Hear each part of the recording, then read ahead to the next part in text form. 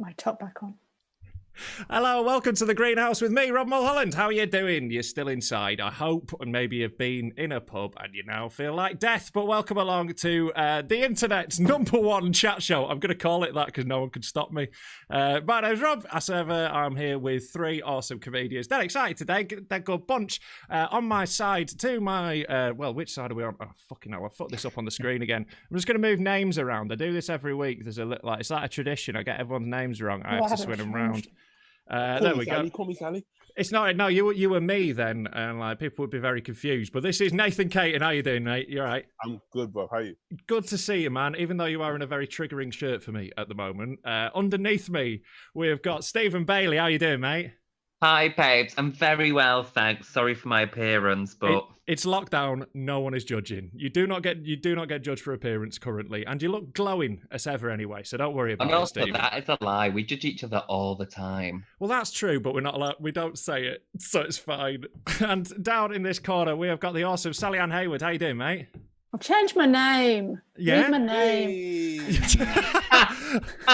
Well, yeah, unfortunately, that doesn't pop on screen for the people viewing. Oh, but no. Yeah, on the sorry to show you behind the wizard's curtain too much, but this is a Zoom call, and Sally shows the name to Nathan. Like we could all fuck it. I'll do that. Everyone can have Nathan's Twitter handle on their screen, and then all the complaints will go to him. No, I'm changing mine back to my name now. No, go for it. I want to get all your fans because I need the attention. The thing is, you'll forget. What's he like, your fan, Rob? What's he like? my one is I'd say like #1 is a mad Italian lady called Favo. Absolutely love her. She's lunatics basically. The people like I do like live streams like late at night where I play computer games, and the people who frequent them, I love them, but I'm glad that I'm keeping them occupied so they're not on the street. Are you in a relationship, Rob? Because my friend's lost her boyfriend to these late night online gaming communities. No, I am, but I'm pretty chill with it. I'm not like a huge gamer. I just like drive a truck I play truck simulator, so I just drive a truck about. So I'm not. Why don't you just go out and get a job and offer to drive a truck? Yeah, you could drive a real truck in real life. Yeah. Right, do something good. This is the first time someone's ever actually believed in me this much, guys. I'm really Forget the podcast. This is now intervention. What? Yeah. Yeah. It's Exactly. a real proper job. Yeah, maybe I should. Like, the thing is, it's not the driving I miss. Obviously, it's the stand-up comedy, but like the driving's like a bit of it, isn't it? So like, I've been getting like a little bit because do you miss the travel at all? Like, I genuinely miss it. I miss like the time to myself. I miss it now. I never thought I would, but I miss sitting on a shitty train, eating a sandwich from some random shop that I've just been to. Yeah, man. I never thought I would. I miss being on it's that me time that I don't get now I'm at home because my girlfriend's always fucking here. Yeah. Yeah. Well, maybe it's because you're always fucking there. Yeah, I was gonna say. I think there's a lot of comedy sort of widows or whatever, or partners who are like, "Oh, it was so much better when you were working. You at least had the house to myself for 3 days or whatever." Yeah. There is definitely an element of that in my house. Like my girlfriend was delighted I was at home for the first month. Like, I think she's realised, it's quite good that I go away for a little bit. I'm good in small doses, mate. I think that's. I think most comedians are, man. Me and my girlfriend, we've got to the point where we're like, we catch it. We haven't. Well, we've admitted it now, but we've got to the point where we look at each other sometimes and be like, just fuck off. Like we've done nothing wrong, but we're just looking at each other like, just do one, mate. Just piss off. Like in the mornings, I wake up early, so I'll have like a few hours to myself. I'll work out or like play PlayStation, and then she'll walk into the room and like morning, and in my head I'm like, fucking hell. I mean, not in a bad way. I had a dream about Ed Gamble recently, where we went for a picnic together, and then I woke up the next day, my boyfriend was there, and I was like, well, you're not Ed, go away. I live alone, and I've got a boyfriend, but we live separately, and actually, it's really perfect in many ways. There's times when you're like, at the very beginning it was a bit, oh god, I'm never going to see anyone ever again, because we weren't allowed to go to each other's places at that point, and we were very well behaved, and now it's just like we see each other when so actually I don't have any of that get out of my space at all, because it's just me and my space. No, lovely. Yeah, Dream. that sounds all right. To be fair, like it's actually been pretty good for me. Like, you know, like, I like my girlfriend. We get on well, and we used to live in like a tiny flat in Brighton. We moved like a month before lockdown. We timed it so well. Moved back up north, so I'm back in Manchester, and we've got like different rooms. Like, I mean, this is my office, so I come in here in the day, so I'm away from her. So we basically like, I see her in the evenings. It's like I've got a normal job. I just sit and podcast in the day, then I pop downstairs. She's like, "How's your day working been?" I like how you say you got this is your office, and there's a sign which says "fuck off" right behind you. Yeah, I'm the CEO of this company. So, like, yeah, sometimes people need telling. Basically, like that is I really want to get that sign set up on a button, so when people are annoying on the internet, I can just flash it at them. I reckon you could probably do that as well, Rob. Like, I mean, I don't know you very well, but you seem quite technically adept. Yeah, I reckon I could. I could probably do it off my phone. Like I used to work selling. I do it off my phone. Just makes me go, oh God, how on earth do you do that? But go on. I don't even know how a microphone works. That's how little. I just know that it makes my voice louder. Like someone tried to explain. I used to sell microphones for a living. I used to work in like IT and tech sales. So like, I know through that, but I still don't know what any of it means. Like I had someone like try. Stephen's so bored. I know, it's just gone. Honestly. I'm not. Just thought I'd get me a cup of tea to stimulate me while this conversation doesn't.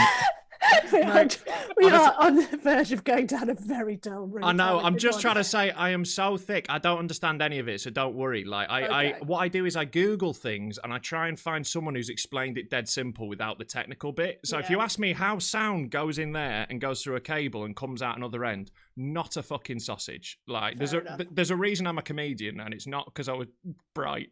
I can't believe I messaged you and said, do I need to be worried about my language, talking about dick jokes, doing anything like that? And we're talking like we're at PC bloody world. I know, mate. That's not what I signed up to. This is all I've done all day, and I'm hearing about microphones. Mate, it's unreal, isn't it? Nathan, this is what I need. think you'll find molecules that go into.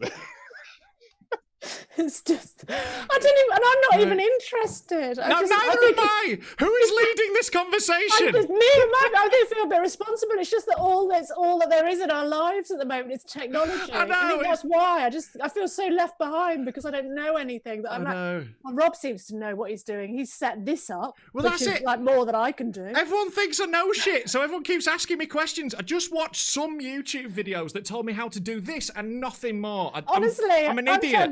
I'm trying to do some technical stuff at the moment. It was halfway through chat you just now. I thought, I'm going to ring Rob after this and ask him. Like, look, you totally can, because I might well have Googled it at some point. But I'm not some.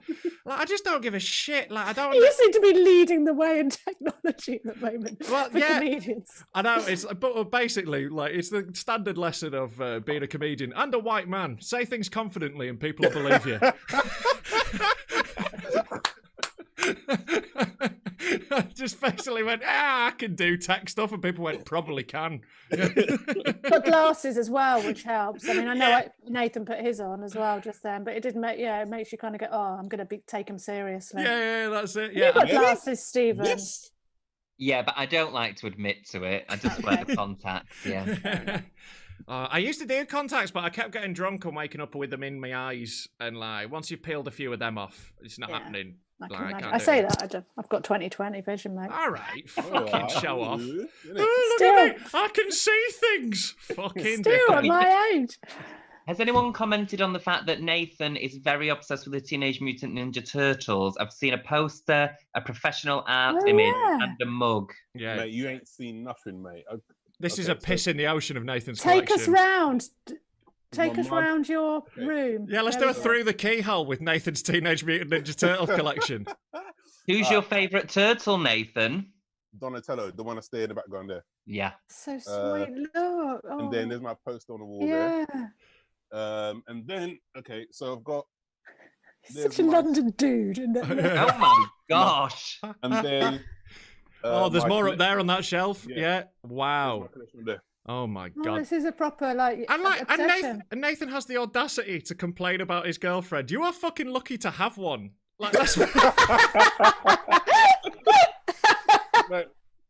I've already told her when we get married. Yeah, if we get married, because she's on it and I'm scared of commitment. But if we get married, it's a Turtles theme. Like I don't Oh want to see no, mate, you can't be. No, I think don't wanna that see sounds her- quite fun, actually. Thank you, Sadie. I don't want to see no white wedding dress. You wearing a yellow April O'Neil jumpsuit. Oh no, that's a bit unfair. I think the rest of the occasion should be cheap. I mean, that gives the guests something to kind of like fuck around with as well, doesn't it? Which would be if it applies to the guests. Oh yeah. And Yeah. having pizza. Good idea. Yeah. We're getting married in a fucking sewer, whether you like it or not. Instead of doves, Fair you're just enough, releasing enough. some Do rats. you know there's an episode of the Teenage Mutant Ninja Turtles that still traumatizes me, where they're at like a ball and April O'Neil drinks this drink and passes out, and then Shredder kidnaps her, and I can't. That's all I remember, but I don't know why it always traumatized me. That I feel like I was too young for it.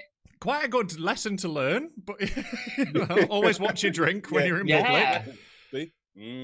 Yeah, I Jesus. used to get smart one. traumatized by something on Mind Your Language, which I bet none of you even remember that No, sitcom, do you? But it was very like racist, I think, looking back. Yeah. I've seen it. I've seen it in clips of like on programs where it's like, oh, wasn't the past racist? You know, I've it's one of seen those. it. Yeah.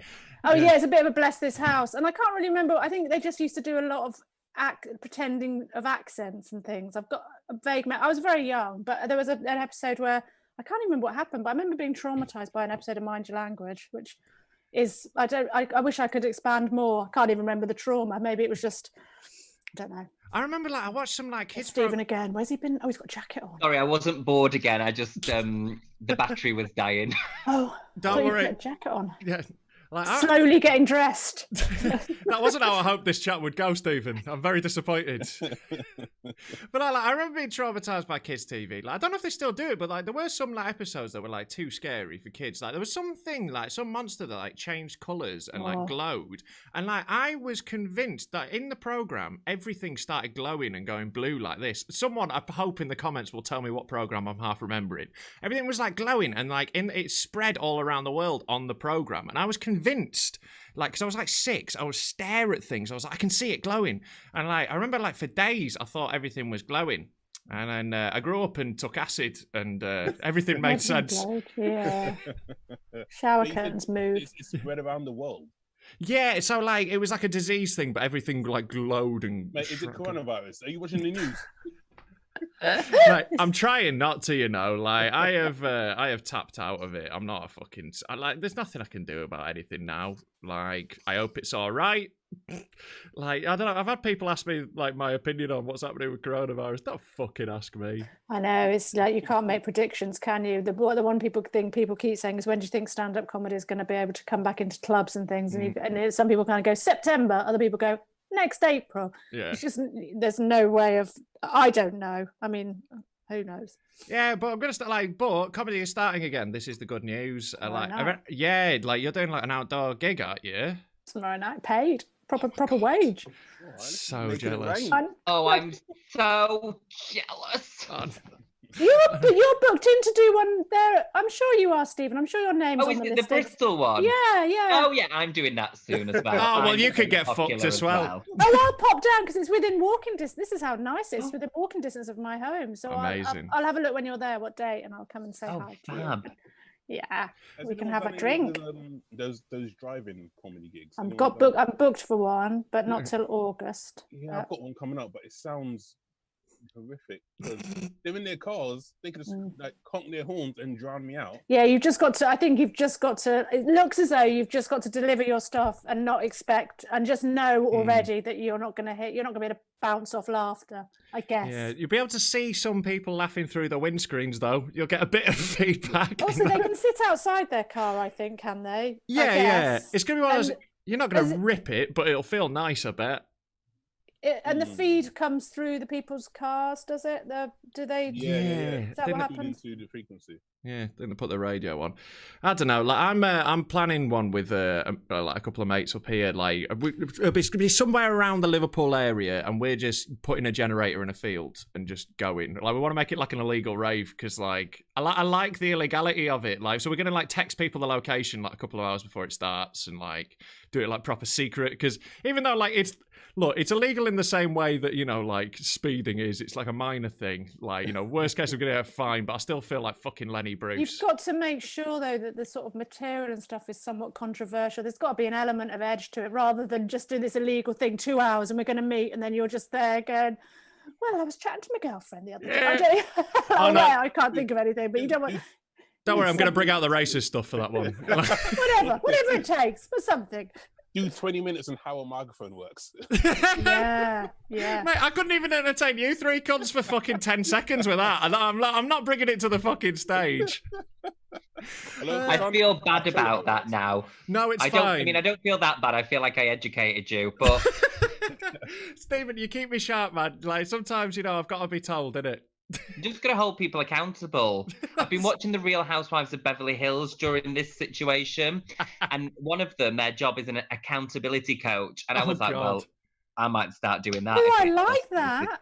Yeah. So basically, it's like stop whinging and recognise what you're responsible for. Is it that sort of thing, or? Yeah, so it'd be like, Rob, the reason the first 10 minutes of this was very difficult was because you banged on about a microphone. Yeah. You need to accept that, not do it again, and move on. And here's my £100 bill for telling you that. Well, I've got enough dickhead mates to feel like I don't need to employ someone to do that. Yeah, I've got my mum. But you could you could easily make that a job, couldn't you? Thanks for that, Stephen. That's another job for me to. There you go. Yeah, if comedy doesn't come back, I think you'd be fucking awesome at that, Sally. Just fucking telling people. Yeah. Have you guys thought about what you could do if comedy didn't come back? I keep thinking about this all the time. Yeah, what have you come up with? Nothing. No, nothing. That's the problem, innit? We're all so fucking unemployable. That's why, because comedians, I think, we're sort of sieved out of society. We put everyone in a colander. The people who fall out the bottom, we're comedians. The ones who can't do anything else. When this first happened, I immediately, a bit fight or flight, along with a lot of people, I just thought, right, I've got to get a job. And I applied to sort of supermarkets. And then it was things like attach your photograph. And the only photographs I had within attachability were Edinburgh photographs, me looking like an absolute just such a wanker. Just here's me prancing around some professional photo, and I thought, oh god, it was such a wake up call to what an arsehole I am. It was horrible. We get so detached from the real world, innit? Here's a photo of moi at the Palladium. Yeah, that should suffice. And also, we've all still got the ego that people would actually want us. Yeah. Why? Yeah, that's it. I am qualified for nothing. You're bound to want me. And they're like, oh, that sounds we've all just got, all of us went, we just applied for a job. Well, I don't know about you. I've not had a job in 6 years. So there's going to be more relevant people than me. Yeah, and you're not going to get a good reference if you contact my old bosses. At my last job, I was asked to leave because in the final meeting, which was my third final warning, they said, Rob, it is palpably obvious how little of a fuck you give. Can you resign? That's an accountability coach. Yeah. So good. I was like, here's your 100 quid. I applied for a job in a pub because I thought that might be quite fun. A couple of shifts, just for a couple of months. I thought that might be quite fun. All this, but I did. But then I was chatting to my boyfriend. He went, "Did you write down in your, and did you tell them about your experience in a pub?" And I was like, yes, but it was in the 80s. I mean, it was. You were serving like Hofmeister. Well, I know this was Baby Sham was on the shelves back then. This is a long time ago, but still, I still did work in a pub, and we still had to, because on the advert it said you need to add up in your head, and I thought, sounds like my sort of pub. I'd love to be adding up in my head rather than tapping the right buttons on the till. And I thought, well, I've got that. I can do that, I reckon. But yeah.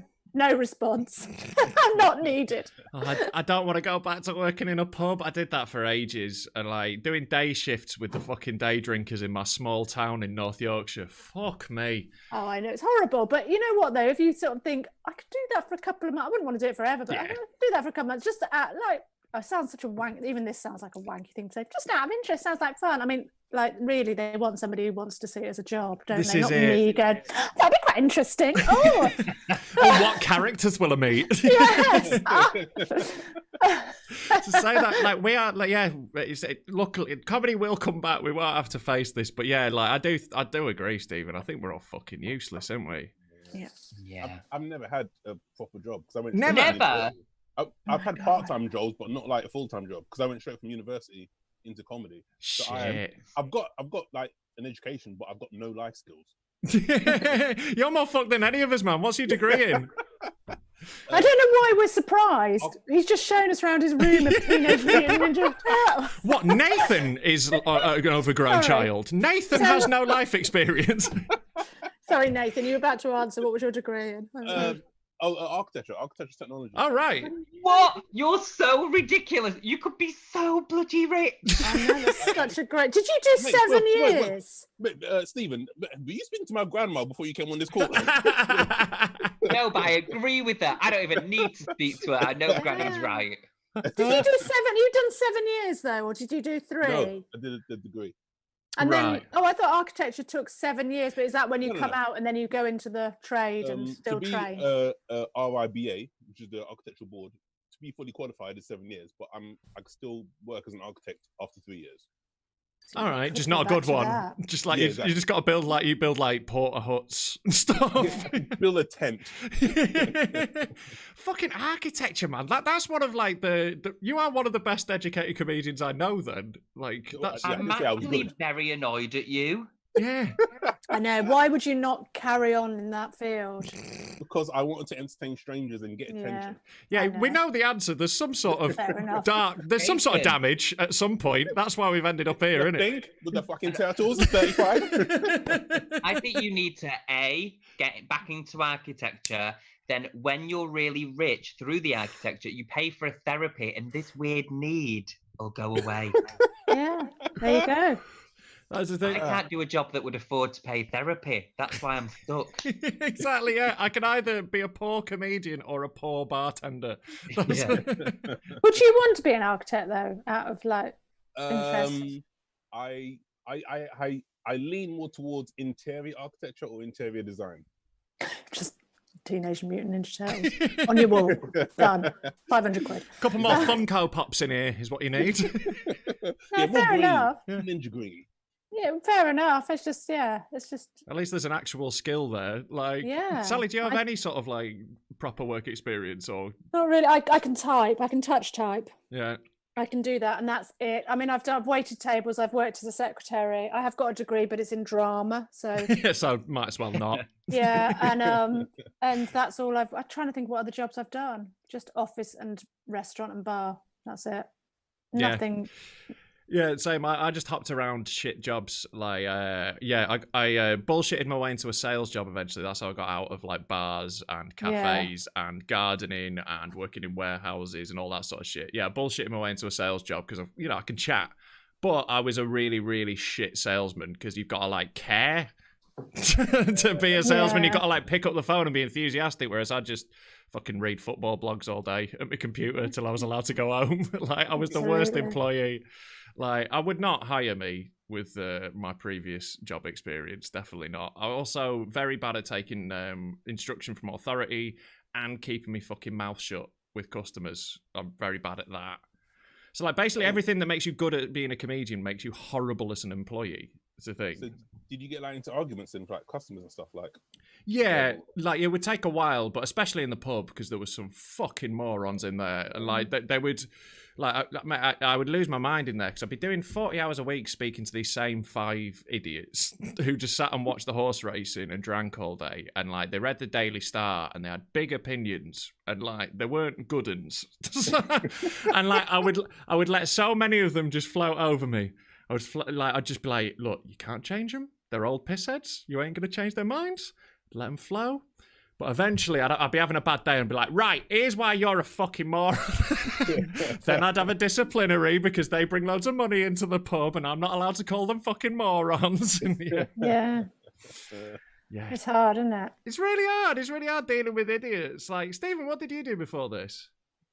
So I have a degree in French and Spanish. Merci beaucoup. Bonjour. Merci, bonjour without bonjour. And but I used to work in TV behind the scenes.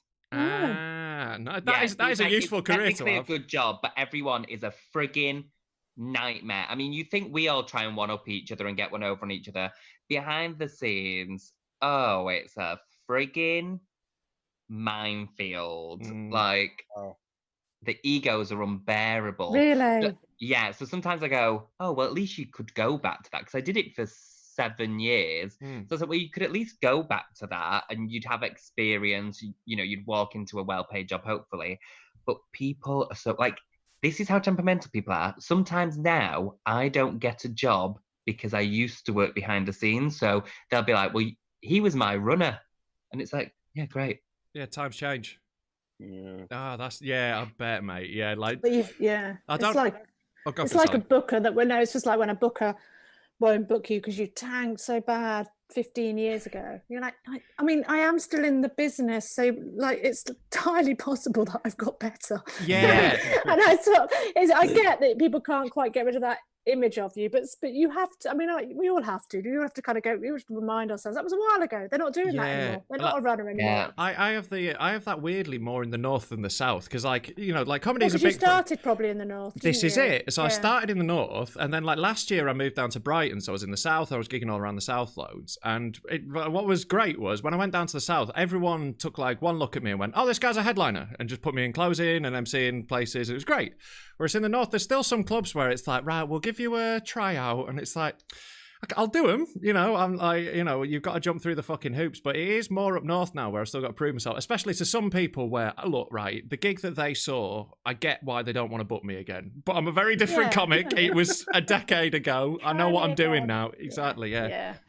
Yeah, you have to do it. But yeah, I don't know what else I don't know what else. I mean, we might have to get other jobs, mightn't we? It's all very well contemplating. It might maybe side jobs, and I think the circuit might take a while to get back to what it was. But I think people are aching to get out. And look at Soho the other night. Like that shows you that as soon as comedy clubs are open, people will be fucking in them. Like people are bored, people are done with this, and I only need fucking 40 idiots to not give a fuck. I don't, How many times could you say fuck? Sorry, I'm very. It's punctuation in Yorkshire. It just spills fine. out. It was just then. It was about 4 in a sentence of 5 words. I bet that was. I lose track of it. Yeah, I apologise. No, don't apologise. Well, no, I apologise to my nan, who occasionally watches my videos and comments to tell me off. It's nice that she watches her. I actually had a question though, just out of interest. Have you guys feel like you've gained a bit of perspective about how you see your comedy career since having it taken away? Because I used to think it was like the be all and end all. I used to think if you said no to a gig, even if you knew it was poorly paid and you'd spend all the money on travel, that you're like, it's a detriment to your own career and you're ruining your own career. And now I'm like, the world has stopped. My life has kept turning. Like the bills have still been paid. I just can't go to work. And I feel like I've just got a fresh perspective on it, going, oh, actually, like we said before, I miss the travel. Like you have to start embracing it instead of whinging about it. And like, I'm going to start spending time at green rooms. I'm normally in and out and so antisocial. And it's like the people that have kept me going during this time have been comedians. Like they're the best chats I've had. Yeah, absolutely. I miss the green rooms. I was chatting to a comic the other day and I said, I miss the green rooms. I miss seeing people and I miss, and also like you said, like, I didn't say no to any gig. If I was going to be profit of 20 quid, then I was doing the gig, and I think there is, and it was interesting. Somebody put on Facebook sort of not, quite early on during the pandemic, advertised for some outdoor gig and they said they normally get 400 responses and they got 20 and it was and actually because I remember seeing a gig thinking, oh, I'm not going to apply for that. And back then when I was just on the go all the time, I would like, I'm free, I'll have that, I'll do that. And I remember I live in Bristol, from here to Lytham St Anne's, lovely gig for Phil Walker, drove all the way there and all the way back in one, which is 4 hours there, 4 hours back really, and just for one gig. And I think maybe I won't do that sort of nonsense again. I mean, lovely gig, and if you're up there, great. But it's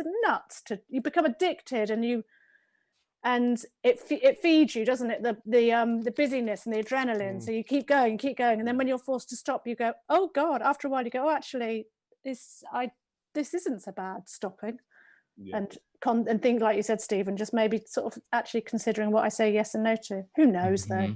2 weeks in might be the same. How are you feeling on that, Nath? I agree with the whole like just taking a pause, because like pre-lockdown I used to be gigging like 6 sometimes every day of the week, and like especially on a Friday or Saturday in London I'll be doing about 4 gigs a night, and I wouldn't stop. I'd be like a machine. Whereas now, like Friday, Saturday nights, I'm playing FIFA. You know, I'm enjoying myself. I'm like, oh, so is this what normal people do on a Friday, Saturday? They relax, they have a drink, they, you know, just chill, get a takeaway or something like that. So yeah, I taking the time to just stop and just like. And actually, you know what I mean? like Stephen said, the bills are being paid, and there's because that was always my worry. Just like the money will run out. Like you've got to keep, you know, you have to say yes because then you know you need to earn, you need to pay things, and actually, I mean, I still got to earn, of course. I mean, there was the government fund and all that sort of stuff, which has helped us pay the bills and everything. That's not going to go on forever, but maybe just not quite so incessantly and manically and desperately. I don't know. Who knows? I think also. I was gonna say, like, the fact that the bills and stuff are still being paid, like for me, I'm like, okay, I'm still paying my bills and stuff, and it's from doing comedy. Like it made me feel how I feel very lucky and very fortunate. Like this is my job. I get to make a living from making people laugh. People have to bust their ass going out, you know, working 8 till 8, and I tell jokes on stage for 20 minutes, and that's paying my bills. Yeah, so, man. Yeah.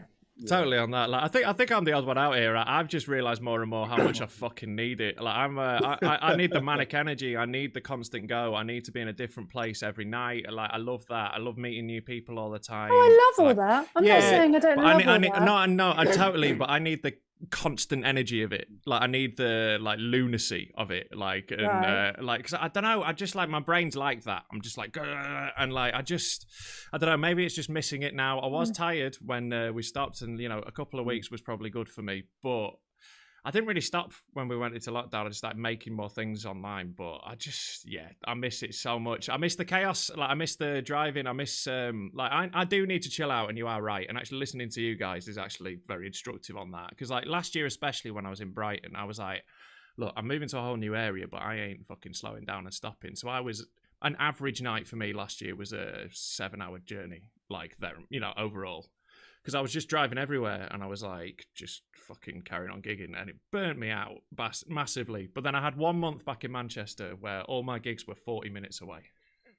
I had 1 month of that, and I was, my girlfriend said it's the happiest she's ever seen me, and I was like, and that month, and then lockdown happened. So I think when we get back, I'll be all right. But yeah, like, I need to knock the distances on the head a bit. And you're right, those gigs where it's like, I can just about make my fuel if I do that. I need to stop doing that now. Like, I've done them for long enough. Yeah. And actually, a night in isn't as bad as perhaps you thought it would be, maybe. Yeah, I realised that. Like, before lockdown, I got to a point where I would take maybe one Saturday a month off. And that Saturday, I was like, oh, this feels nice. Okay, hello. I didn't take any Saturdays off. Ever. Yeah, me neither. Friday and Saturday to me, I mean, they feel like every other night now, obviously, because they are like every There's no other structure night. Anymore, is there? No, I never had a Friday or Saturday off. And if I did, I would be panicking and filling it, you know, so That's I didn't it. have that night off. You'd spend all the Friday going, like, anyone need anyone? Like, yeah, totally. Yeah, like, It makes you realise how much your job identifies, or how much it is part of your identity, though, doesn't it? You just go, oh, what am I left with? Like, I just met my friend for a coffee, and he said, it's made a lot of people kind of go, am I any good at being a parent? I'm not a parent, but I think some, you know, like there are a lot of parents who have to spend a lot of time with their kids. And he said, I think a lot of people realise that they're good parents, but they're not really very good at nursery teaching. You know, like they're much better at just being parents rather than doing the full time entertainment with kids. Oh, God. But yeah, it was a bit of a thing of like, who am I at the end of it? And that's been quite interesting, kind of going, okay, I'm a person. Have you had an existential crisis, Stephen? I have. Have you had that sort of thing? Not really. I just feel like I'm always so anxious and so up here, and so like I'm worried about money. I'm worried the jobs will stop. I also worry about strange things. Be like, are you missing out on something?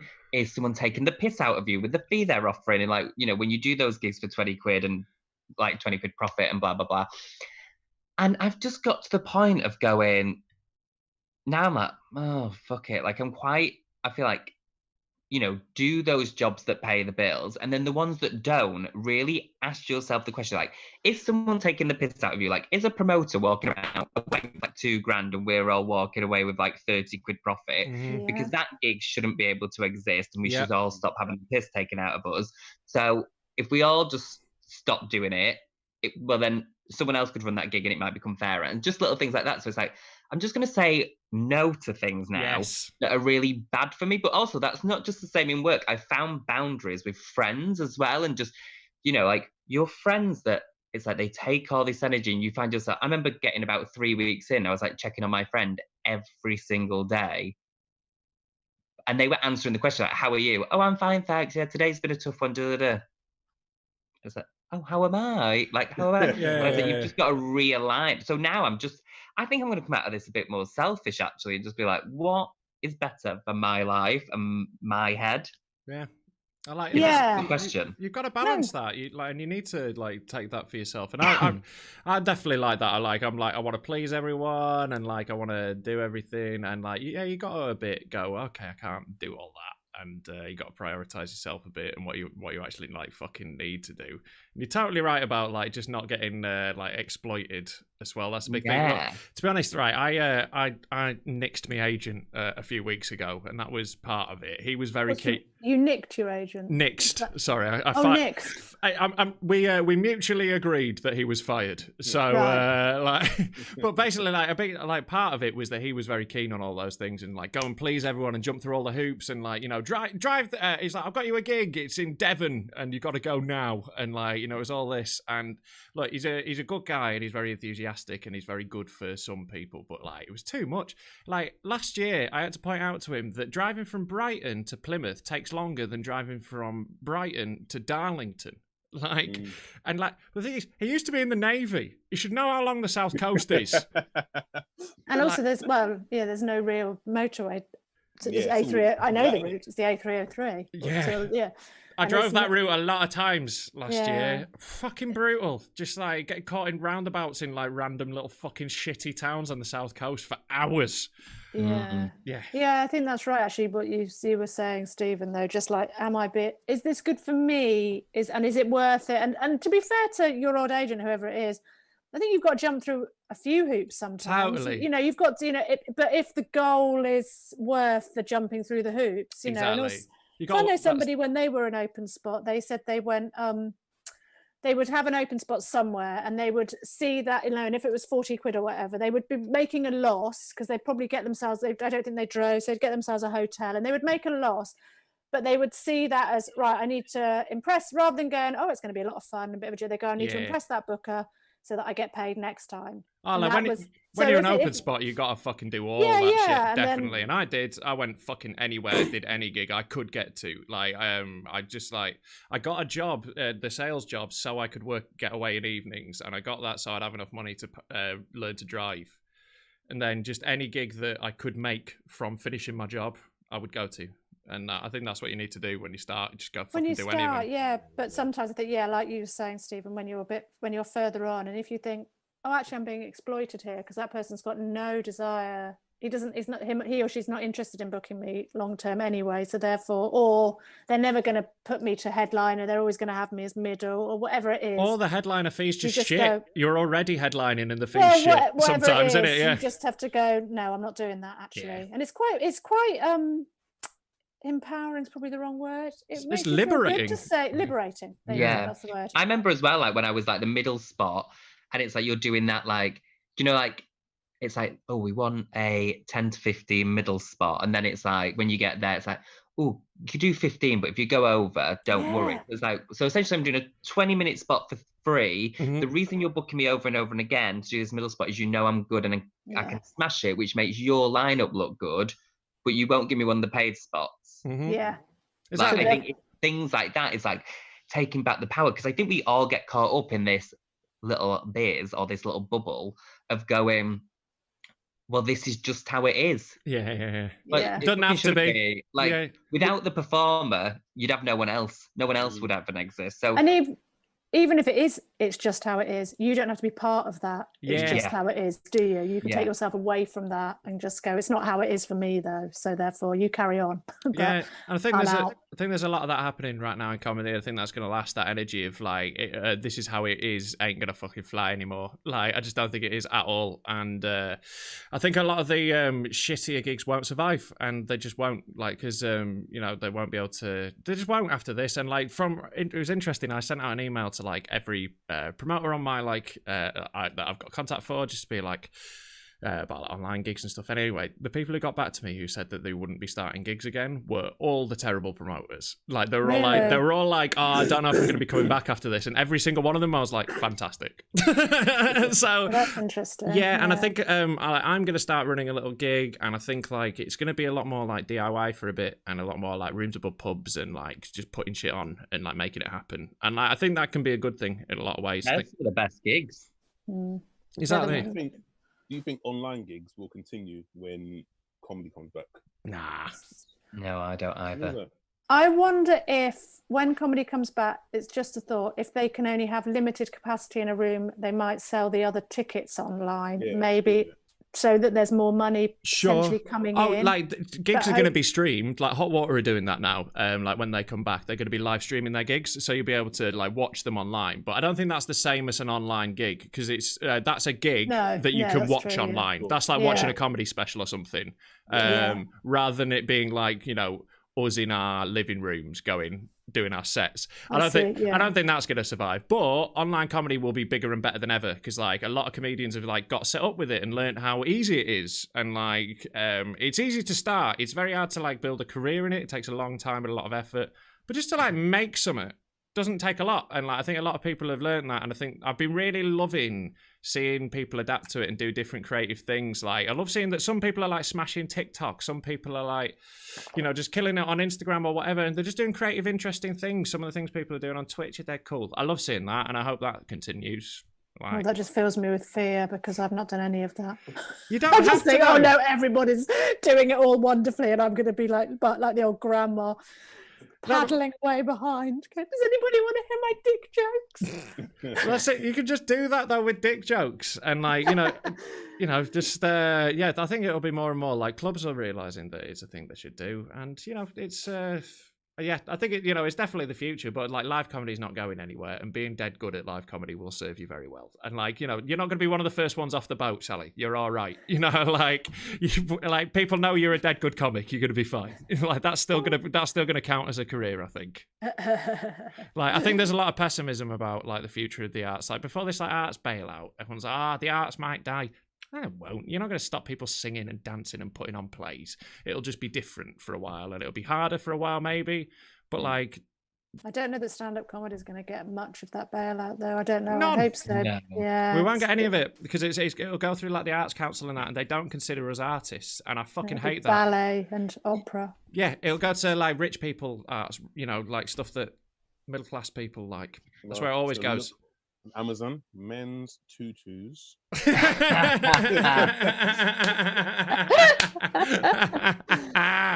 Like, yeah, I don't see us getting a penny of it. I did a show a couple of years ago about like trying to trick the Arts Council into giving me funding by pretending that my comedy was a play, like a one-man play about a comedian tricking the Arts Council.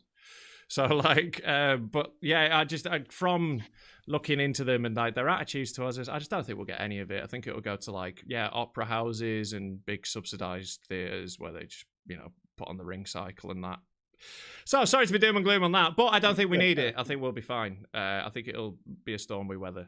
Yeah, well, if pubs are reopening now, I mean, it's only a matter of time before, you know, more pubs, open venues, and then we can start doing comedy in rooms above pubs again and stuff. Yeah. So, you know, fingers crossed. Yeah. So long as, well, they say it spreads more through the laughter, doesn't it? That's why they've halted it all. I feel like that is bullshit. And like, right, like... Yeah, no, I'm with you. You kind of go, really? Yeah, there's been so much shit with this. There's been like really confident predictions that have turned out to be bollocks. Like, you know, like... People could wear masks, couldn't they? Yeah, fucking wear masks. I don't give a shit. I don't need to see your fucking shit-eating grin. I'll assume you're loving it. Well, you can still hear laughter. Exactly. You can hear it. Yeah, like, let's just do that. I don't think laughing is like, I don't think it's going to make that much of a difference whether those people are bored or are laughing. And like, right, if laughter's the problem, let me put on an open mic. We'll be safe as fuck. It'll be fine. Yeah, it's weird, isn't it? Yeah. I don't know. Like, it's just because they make it up as they go along, isn't it? It's winging it, so who fucking knows? Boris Johnson is basically doing the longest open spot ever. Yes. Yeah, it's like someone should fucking gong him. Exactly, mate. Like, wrap it up. You've had enough. Like, yeah, I've had enough of all of it. But I think genuinely, like the green shoots are showing, and I think we're gonna start getting back to it. And I hope your like outdoor gigs awesome. Like that sounds ace. And then we'll get started from there, and we'll power through. Yeah, at least people are trying to do things. At the beginning, I might have said this already. I was just on the floor, when this all kicked off, you know what I mean? Yeah. When the pandemic started. And then people started, actually doing things. And it was when I got booked to do a drive-through gig, I thought, mate, you've got to change your attitude. Like, this is the slow, like, we are slowly going back. And this is how it's, rather than going, no, can't bear any of it. Unless we're all packed into a room, I'm not interested. I had to kind of go, okay. It's a driving gig now. This is fine. It's a Zoom gig. It's a this, it's a that. But we're on our way back to the glory days. That's it. Yeah, like, no, I totally think that's right. And like, I had a real bleak, dark night of the soul couple of weeks in the middle of it where I was like, I'd take a couple of weeks off from making things. It was like my stress reaction was to try and do more. Well, it's fight or flight though, wasn't it, at the beginning? I think exactly. Because we've never been through anything like this. Like none of us. And also we're used to the adrenaline of, you're on our toes a lot, aren't we? And I was a mad addict. Away. Yeah, of course. I painted I painted walls in the garden. I aerated the lawn. I just did all sorts. I bleached the patio. I was all over the garden at the beginning, and then all of a sudden I just went, "Oh God, that'll do. That's enough." Did any of you guys get any weird hobbies? Did any of you get any weird things that you've dropped? I've had loads of ideas. I was going to learn Spanish for a bit. I never got around to that. I'm learning French. Yeah, we go. Yeah. Well, Stephen speaks it already, doesn't he? I could tutor you. There you go. Mate, I'm looking for a partner to talk French because basically I need more conversation. I can read and write, but I need more conversation skills. Great, let's do it. Bonjour. Well, there we go. I'm learning French through my French Ninja Turtles book. Oh Les Turtles Ninjas. My God. I'm just popping off again.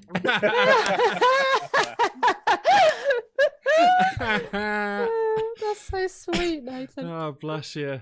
The only person I've known to learn a language from a colouring book. It's adorable. But we'll leave it on a relatively positive note. Like, green shoots are coming, comedy will come back, and I can't wait to see all of you at in some random shitty pub in the middle of fucking nowhere at some point.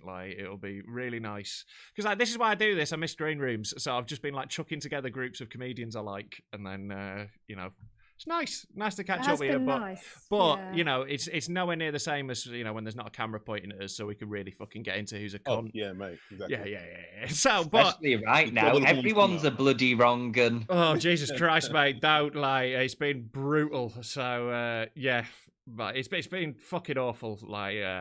Last couple of weeks. So yeah, hopefully that's a thing that's. I don't know. I don't really want to make a public statement on that at the moment because there are ongoing things in private, but it's really, really fucking sad.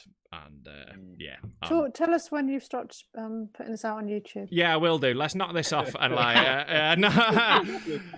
but no, this has been a genuine delight. Like I said, it's been a rough couple of weeks at your comedy, so it's been dead nice chatting to you. And it's proper been a tonic. Before we go, if any of you have anything you want to plug, like your social media or anything that you're making or doing, feel free. I will go around you in turn, or you can just say goodbye if you want to. Nathan, how about you, mate? So all the socials, Insta is at Nathan.Caton, Twitter Nathan Caton. I do a podcast called Give Me Some Good News, which is every week where I just talk about the good things in the world instead of all the doom and gloom. And I also do a football quiz/chat every Sunday night. So if you like football and you're a bit of a geek like me, then follow that as well on my Instagram Live. Yeah, it's fun. I went on that chat and I made some bold claims about Leeds United. I claimed the Leeds United would win the Champions League next year, despite not being eligible to qualify for it. But but it's dead good fun. So yeah, check that out on Nathan's Insta. And fucking hell, I hope Brentford lose a game soon. Like Stephen, plug yourself, mate. Tell everyone about you.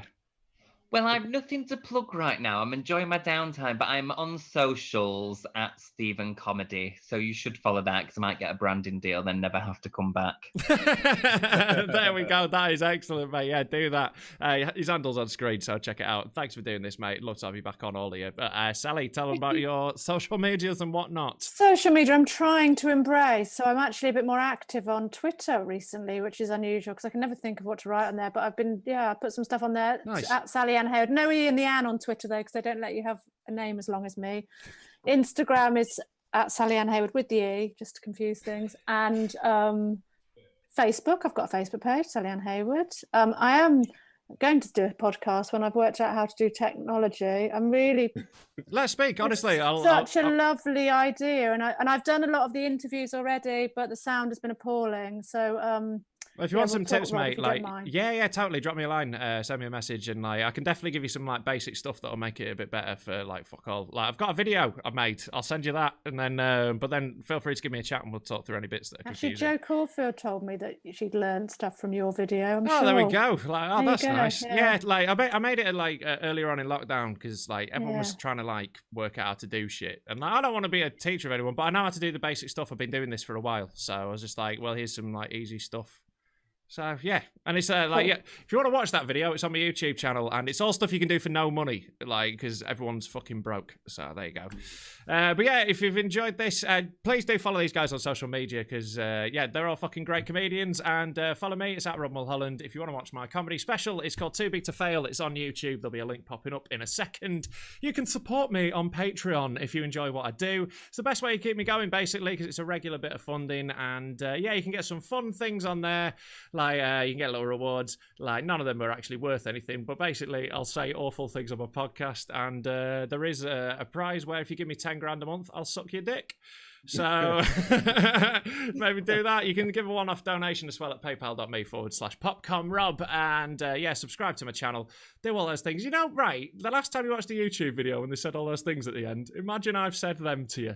Cool. Right, good to have you all, people. And yeah, please come back on another time because you've been great. And I will catch you soon. This has been The Greenhouse. We'll be back next Monday. I haven't booked it yet, but it'll be good, people.